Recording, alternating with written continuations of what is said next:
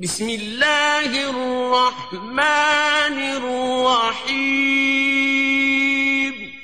اللہ کے نام سے شروع جو نہایت مہربان رحم والا۔ پیام لے کے جو آئے صبا مدینے سے، مریض عشق کی لائی دوا مدینے سے۔ الحمد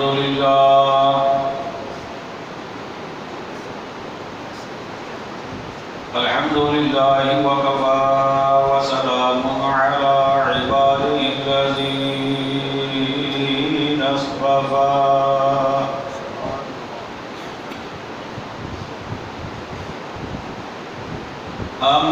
أما بعد فأعوذ بالله من الشيطان الرجيم.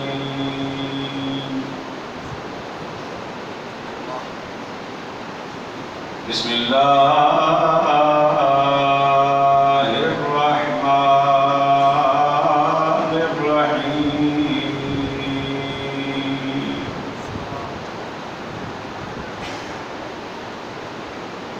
قل إن صلاتي ونسكي ومحياي ومماتي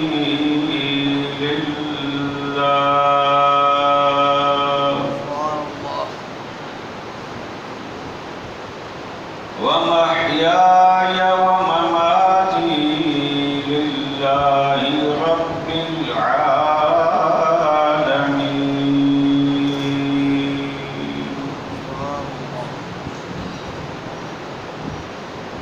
صدق الله مولانا العظيم. قال الله تبارك وتعالى في شان حبيبه مخبرا وآمرا إن الله وملائكته يصلون على النبي يا أيها الذين آمنوا صلوا عليه وسلموا تسليما.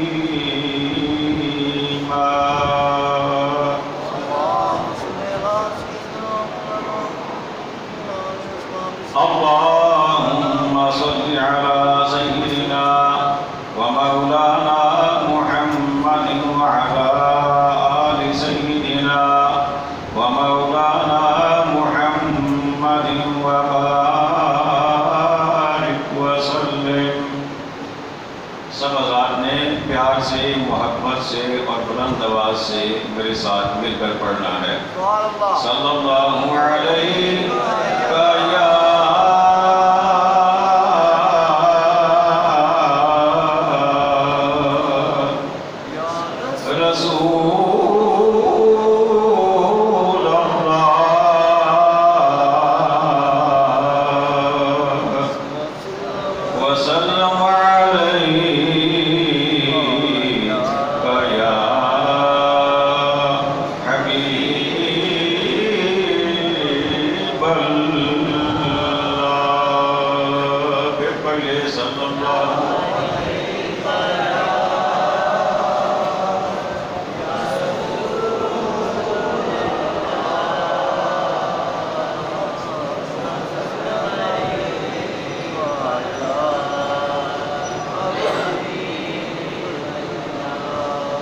واجب صد عظیم. سامعین ذی وقار، حاضرین محفل، عشاقان مصطفیٰ کریم علیہ الصلاۃ والسلام، جان نثاران صحابہ کرام، محبان اہل بیت عظام اور عقیدت مندان اولیاء کرام. اللہ تبارک و تعالی جل جلالہ وتم برہانہ وعظم شانہ کے بے پایاں احسان اور فضل سے آج کے اس مقدس دن میں ہم اس کے گھر میں بیٹھ کر اس کی رضا کے طالب ہیں، دعا گو رہے ہیں خالق کائنات ہمیں اپنی رضا عطا فرمائے۔ جو آیت کریمہ میں نے پڑھی ہے، خالق کائنات کے ارشاد گرامی، قل اے محبوب تم فرماؤ، ان صلاتی بے شک میری نماز، و نسکی اور میری قربانی، و محیای اور میری زندگی، و مماتی اور میرا دنیا سے جانا، للہ رب العالمین تمام جہانوں کے پالنے والے اللہ کے لیے ہے۔ اس آیت مقدسہ میں خالق کائنات نے اپنے محبوب گرامی علیہ السلام سے ایک اعلان کروایا اور آنے والی نسل انسانی کو اپنے محبوب کی زبانی ایک میسج کنوے کیا کہ جو بھی میرے نام لیوا ہیں، جو بھی اہل حق ہیں، جو بھی ایماندار ہیں، ان کا سب کچھ میری رضا کے لیے ہونا چاہیے۔ لیکن ابتدا جو کی وہ لفظ قل سے کی، اے محبوب تم فرماؤ۔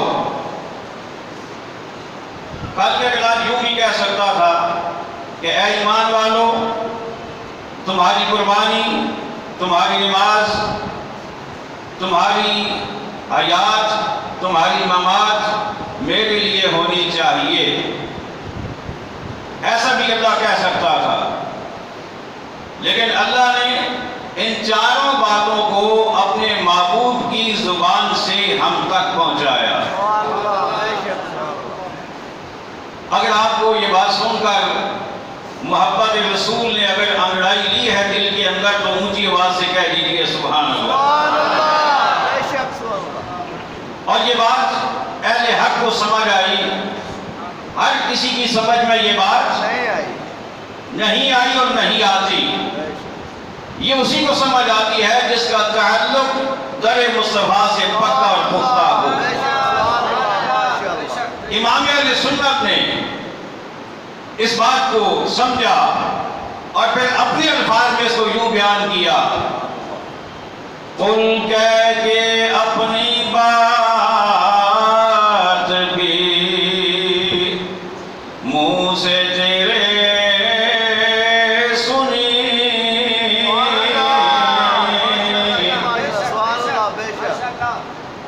قل کہہ کے اپنی بات منہ سے تیرے سنی،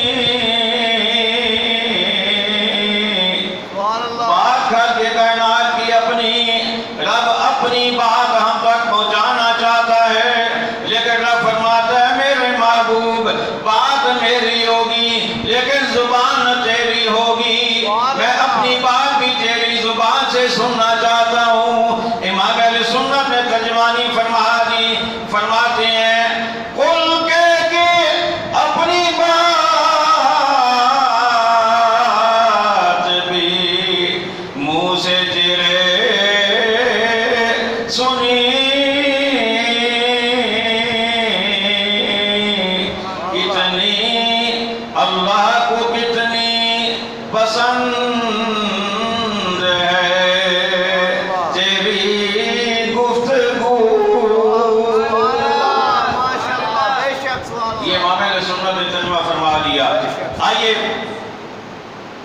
بتانا یہ چاہتا ہوں۔ آقا علیہ السلام نے یہ رب کا فرمان، رب کا جو ایک حکم تھا اسے اپنے الفاظ میں بیان کر کے یہ بتا دیا کہ مومن وہ ہوتا ہے جس کا ہر عمل رضائے الہی کے لیے ہوتا ہے، اس کا کوئی عمل رضائے الہی کے خلاف نہیں ہوتا۔ وہ چلتا ہے تو پہلے یہ سوچتا ہے کہ میرے رب کو ایسا چلنا پسند ہے یا نہیں ہے، وہ بیٹھتا سوچتا ہے کہ میرے رب کو ایسا بیٹھنا بھی پسند ہے یا نہیں ہے، وہ اگر گفتگو کرتا ہے تو وہ پہلے یہ سوچتا ہے کہ میرے رب کو یہ الفاظ، یہ کلام، یہ انداز، یہ تکلم یہ پسند ہے یا نہیں ہے، وہ ہر کام سے پہلے یہ سوچتا ہے۔ حضرات گرامی، مومن کا انداز یہ ہوتا ہے کہ وہ کوئی بھی کام کرنے سے پہلے اللہ کی رضا کو سامنے رکھتا ہے۔ اور اس تناظر میں جب ہم سیدنا حضرت ابراہیم علیہ السلام کی حیات مبارکہ کا جائزہ لیتے ہیں، قرآن مجید کی روشنی میں، احادیث طیبہ کی روشنی میں، تو یہ بات سامنے آتی ہے کہ آپ کی زندگی کا ایک ایک لمحہ اللہ کی رضا کے لیے گزرا ہے۔ ان کی آواز سے کہہ دیجئے، ایک ایک لمحہ اللہ کی رضا کے لیے گزرا ہے۔ حضرت ابراہیم علیہ السلام کو بڑھاپے میں 90 سال کی عمر میں جا کے اللہ نے بیٹا نصیب کیا۔ اس سے پہلے اولاد دنیا نہیں تھی، دعائیں مانگا کرتے تھے، رب ہب لی من الصالحین، رب ہب لی من الصالحین، یا اللہ نیکوں میں سے۔ کیا دعا ہے؟ اگر یہ نہیں کہ یا اللہ مجھے بیٹا دے، یہ نہیں، ہم تو یہ کہتے ہیں نا، اگر دعا مانگے بھی یا اللہ بیٹا عطا فرما، یا اللہ بیٹا عطا فرما، یا اللہ اولاد عطا فرما، نہیں، اللہ کے نبی کا طریقہ اور سنت اور ان کا انداز یہ ہے کہ کہتے ہیں یا اللہ بیٹا بھی دے اور نیکوں میں سے دے۔ رب ہب لی من الصالحین، یا اللہ نیکوں میں سے بیٹا عطا فرما۔ خالق کائنات نے ارشاد فرمایا فبشرناہ بغلام حلیم۔ رب کہتا ہے ہم نے انہیں ایک خوشگوار تحمل مزاج بیٹی کی خوشخبری دی۔ اللہ نے خوشخبری بھی دی، بعد میں بیٹا بھی دیا، پھر بیٹا پیدا ہوا تو ازواج شروع، کیا میرے پیارے خواب میں اشارہ ہوا اور آپ کی اہلیہ محترمہ کی طرف سے اس بات کو ظاہر کیا گیا کہ اس کو جنگل میں چھوڑ آئیے، اس کی والدہ کو بھی چھوڑ آئے جنگل میں۔ پھر جب بالغ ہوئے حضرت سیدنا اسماعیل علی نبینا وعلیہ السلام، تو رب نے فرمایا کہ اے میرے پیارے اب اس کو میرے نام پر قربان کر دیجئے، قربان کر دیجئے۔ ایک چھری لی، ایک رسی لی اور نعلات اڑا کے اچھے کپڑے پہنا کے ماں نے تیار کیا، ساتھ لے کر چلے، راستے میں پہنچے، شیطان ابلیس جل گیا کہ یہ کیا ہونے لگا ہے۔ آج ایک باپ اپنے ہاتھ سے بیٹے کو جب ذبح کرے گا وہ درجہ کتنا پا جائے گا، اور جو ذبح ہوگا وہ کتنے درجے پا لے گا۔ جل گیا، آیا اسماعیل علیہ السلام کے پاس، پتہ ہے کہاں جا رہے ہو؟ فرمایا ہاں ابو کے ساتھ جا رہا ہوں، کسی دعوت میں جانا ہے۔ کہنے لگا نہیں ایسا کچھ نہیں ہے، تمہیں اپنے ہاتھ سے ذبح کر دیں گے۔ مختصر یہ آپ نے فرمایا اگر ایسا ہے کہ اللہ کا حکم ہے تو پھر اور کیا چاہیے، پھر اور کیا چاہیے۔ وہاں سے ناکام ہو کے لوٹا، حضرت حاجرہ کے پاس پہنچا، یہی بات ان سے کہی، وہاں سے بھی منہ کی کھانی پڑی۔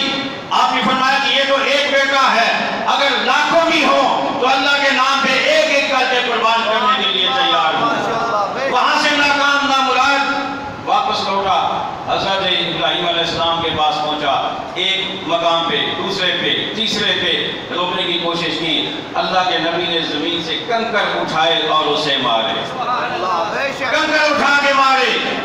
اور رب کو وہ ادا اتنی پسند آئی، اتنی پسند آئی کہ رب نے فرمایا کہ ابراہیم آج کے بعد جو بھی حج کرنے کے لیے آئے گا اسے یہ لعین نظر تو نہیں آئے گا، لیکن جب تک یہاں آگے کنکر نہیں مارے گا حج قبول نہیں کروں گا، حج قبول نہیں کروں گا۔ یہ اللہ کے ولیوں، نبیوں کا، ولیوں کا مقام ہوتا ہے۔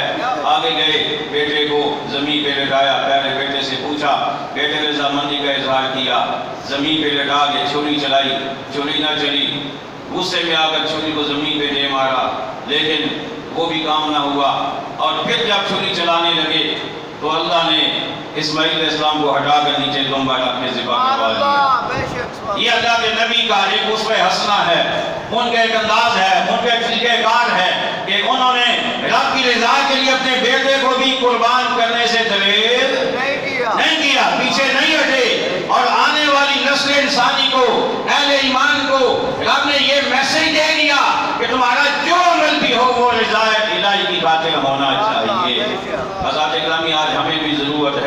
اپنے اعمال کو بجا لانے سے پہلے، اپنے افعال کو بجا لانے سے پہلے، اپنے اقوال کو زبان سے نکالنے سے پہلے ہمیں یہ سوچنا ہوگا، ہمیں یہ اندازہ کرنا ہوگا کہ ہمارا کون سا کام رب کی رضا کے مطابق ہے اور کون سا کام ہمارا اس کے خلاف ہے۔ جو کام اس کے خلاف ہو، آج کا میسیج یہ ہے، سنت ابراہیمی کا، اسوہ ابراہیمی کا میسیج اور پیغام نسل انسانی کے لیے یہ ہے کہ ہر کام کرنے سے پہلے اللہ کی رضا کو دیکھا جائے، اللہ کی رضا کو دیکھا جائے۔ حضرات گرامی، وقت ہو چکا، نماز عید کا طریقہ سماعت فرما لیجئے اور اس کے بعد ہم نماز عید ادا کریں گے۔ نماز عید 2 رکعت واجب، 2 رکعت نماز عید الاضحیٰ واجب بغیر 6 تکبیرات زائد کے۔ باقی آپ کو پتہ ہے، نیت کرنی ہے، کانوں کا ہاتھ اٹھا کر ہاتھ باندھنے ہیں، ثنا پڑھنی ہے، ثنا کے بعد 3 تکبیرات زائد ہوں گی، ہر تکبیر کے بعد ہاتھ کھولنے ہیں اور جب تیسری تکبیر ہوگی یعنی زائد تکبیرات میں سے تو اس کے ساتھ ہاتھوں کو باندھ لینا ہے، قرات ہوگی، رکوع ہوگا، سجود ہوں گے اور دوسری رکعت کے لیے جب اٹھیں گے تو پہلے قرات ہوگی اور اس کے بعد رکوع میں جانے سے پہلے 3 زائد تکبیرات کہی جائیں گی۔ ہر تکبیر پر ہاتھ کانوں تک اٹھا کر ان کو کھلا چھوڑنا ہے اور چوتھی تکبیر رکوع کی ہوگی، اس کے ساتھ رکوع میں جانا ہے۔ اس طرح ہم 2 رکعت مکمل کریں گے، اس کے بعد خطبہ ہوگا اور خطبے کے بعد انشاءاللہ تعالی ہم صلاۃ السلام پیش کریں گے اور پھر دعا کریں گے۔ تمام حضرات کھڑے ہو جائیں اور نیت کر لیں۔ شہنشاہ مدینہ الصلاۃ والسلام، شہنشاہ مدینہ الصلاۃ والسلام۔